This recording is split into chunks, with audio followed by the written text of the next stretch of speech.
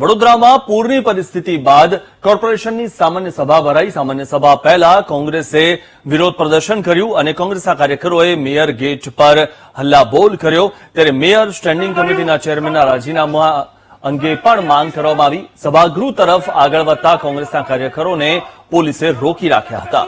કોંગ્રેસ કાર્યકરોએ પોલીસ સાથે ધક્કામુક્કી પણ કરી હતી। કોંગ્રેસના કાર્યકરોએ બજેટની હોળી પણ કરી હતી।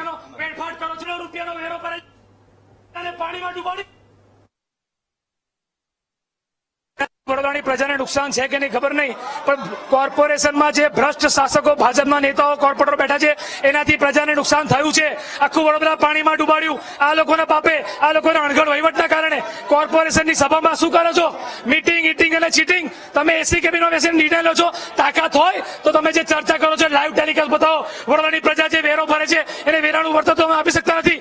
આખું વડોદરા પાણીમાં ડૂબાડ્યું। મારી માતાઓ બહેનો નાના છોકરો 2 ટાઈમ પીવાનું પાણી ના મળે અને જે પબ્લિકને જન આક્રોશ કાઢે તો આ ભાજપના નેતાઓ પોલીસને આગળ કરીને લોકોનો અવાજ દબાવવાનો પ્રયત્ન કરે, મીડિયાનો અવાજ દબાવવાનો પ્રયત્ન કરે। આજે કોંગ્રેસ વિરોધ પક્ષ તરીકે અમે એક સહી ઝુંબેશનો કાર્યક્રમ શરૂ કર્યો છે અને આજે અહીંયા અમે રજૂઆત કરવા આવ્યા હતા। તમે જોયું કે અમને ઉપર ના દીધા। જ્યારે ભાજપ ગભરાય ત્યારે પોલીસને આગળ કરે અને પોલીસને કહેવા માંગુ છું કે આજે સરકાર ભાજપની જે કાલે આવશે કોંગ્રેસની, તમે સત્તા પક્ષના દલાલ ના બનો। તમારા લીધે તમે વડોદરામાં જે જન આક્રોશ નીકળ્યો એની પર ખોટા કેસો કરો છો, લોકોની ડરનો માહોલ ગભરાવાનો પ્રયત્ન કરો છો। અમે ગભરાવાના નથી, અમે મહાત્મા ગાંધી અને રાહુલ ગાંધીના સિપાહી છે। અમે લડીશું અને પ્રજાને ન્યાય અપાઈશું। વડોદરાની પ્રજા વળતરનું નુકસાન માંગે છે, વડોદરાની પ્રજા જે આર્થિક નુકસાન થયું એ માંગે છે, ન્યાય માંગે છે। તો કોંગ્રેસના કાર્યકરોએ મેયરના ગેટ પર હલ્લાબોલ કર્યો હતો અને કોંગ્રેસના કાર્યકરોએ વિરોધ પક્ષ તરીકે લોકોનો અવાજ બનીને અને પોતાની વાતની રજૂઆત કરતા હતા।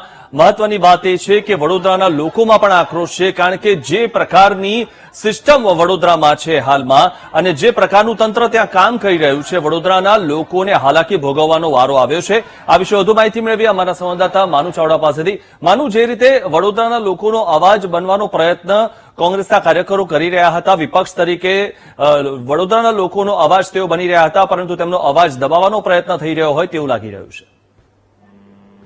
મિથુન, જે રીતે વડોદરામાં જે રીતે પૂરનું પાણી આવ્યું ને એને લઈ અને લોકો પોતાનો આક્રોશ વ્યક્ત કરી રહ્યા હતા, લોકોનો આક્રોશ દબાવવાનો પ્રયત્ન જુદી રીતે અત્યારે શાસક પક્ષ દ્વારા કરવામાં આવી રહ્યો છે, તંત્ર દ્વારા કરવામાં આવી રહ્યો છે। 2 દિવસ પહેલા જે એક નાગરિકે પોતાની વાત રજૂ કરી મીડિયા સમક્ષ અને એના વિરુદ્ધમાં ગુનો દાખલ કરવામાં આવ્યો। જોકે તંત્રને કોર્ટે ફટકાર આપી છે કે આ જે જામીનપાત્ર ગુનો છે એને કોર્ટમાં કેમ લાવવામાં આવ્યો, એને હેરેસમેન્ટ કરવામાં આવ્યું છે અને નોટિસ વગર જ કેમ એને તમારે પકડવામાં આવ્યો, એની ધરપકડ કરવામાં આવી, પોલીસ સ્ટેશનથી જ જામીન આપવાની જરૂર હતી તો અહીં સુધી કેમ લાવવામાં આવ્યા। એટલે કોર્ટે પણ લપડાક આપી છે। આ ઉપરાંત હવે આ મામલે આખા જે રાજકારણ છે ગરમાયું છે। કોંગ્રેસે વિરોધ કરવા અત્યારે કોર્પોરેશનની જે સભા છે ત્યાં પહોંચી છે અને મેયર ઓફિસ ખાતે હલ્લાબોલ કરી રહ્યું છે। આમ લોકોનો અવાજ દબાવવાનો જે પ્રયત્ન વડોદરામાં થઈ રહ્યો છે, તંત્ર પૂર માટે નિષ્ફળ ગયું છે, પૂર નિયંત્રણ માટે નિષ્ફળ ગયું છે, પૂરને આવતું રોકવામાં નિષ્ફળ ગયું છે, પૂર બાદ લોકોને મદદ કરવામાં ભાજપના જે શાસકો છે નિષ્ફળ ગયા છે। ત્યારે હવે વિવિધ પ્રકારે લોકોનો અવાજ દબાવવાનો પણ પ્રયત્ન અત્યારે વડોદરામાં થઈ રહ્યો છે। મિથુન, જી આભાર માનું માહિતી આપવા બદલ।